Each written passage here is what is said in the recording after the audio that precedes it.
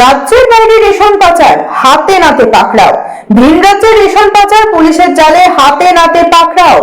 ভিন রাজ্যের রেশন সামগ্রী পাচার করার আগেই 2500 কেজি রেশন সামগ্রী উদ্ধার সহ এক ব্যক্তিকে গ্রেফতার করলো নয়াগ্রাম থানার পুলিশ। রবিবার বিকেলে ঘটনাটি ঘটেছে ঝাড়গ্রাম জেলার নয়াগ্রাম থানার অন্তর্গত বাংলা ও উড়িষ্যার সীমান্ত লাগোয়া চুনখুলিয়ার নাকা পয়েন্ট। সেখানেই চলছিল চেকিং, আর সেই চেকিং এ হাতে নাতে পাকড়াও।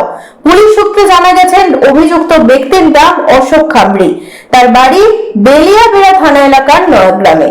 সোমবার অভিযুক্তকে ঝাড়গ্রাম আদালতে পেশ করে নয়াগ্রাম থানার পুলিশ। পুলিশ সূত্রে খবর আরো জানা গিয়েছে, রবিবার বিকেলে একটি পিকআপ ভ্যানে 2500 কেজি রেশন সামগ্রী নিয়ে বেলিয়াবেড়া থানার রানোটুয়া এলাকা থেকে গোপীবল্লভপুর নয়াগ্রাম হয়ে উড়িষ্যা রাজ্যে যাওয়ার সময় নয়াগ্রাম থানার চুনখুলিয়া এলাকায় পুলিশের নাকা চেকিং এ ধরা হয়। পিকআপ ভ্যানটিকে সন্দেহজনক অবস্থায় আটক করে পুলিশ।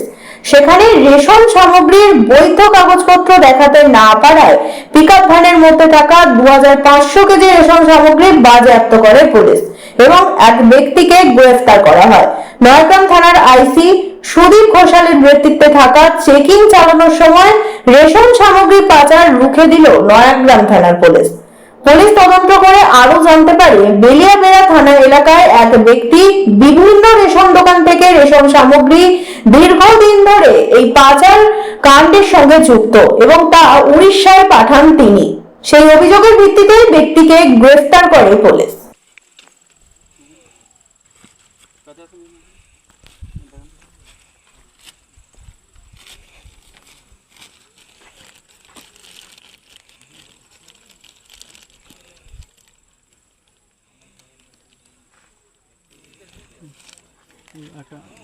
ওইগুলো এরকম এগুলো বের করে এগুলো সব এরকম পলিথিন আছে, তাই তো? হ্যাঁ।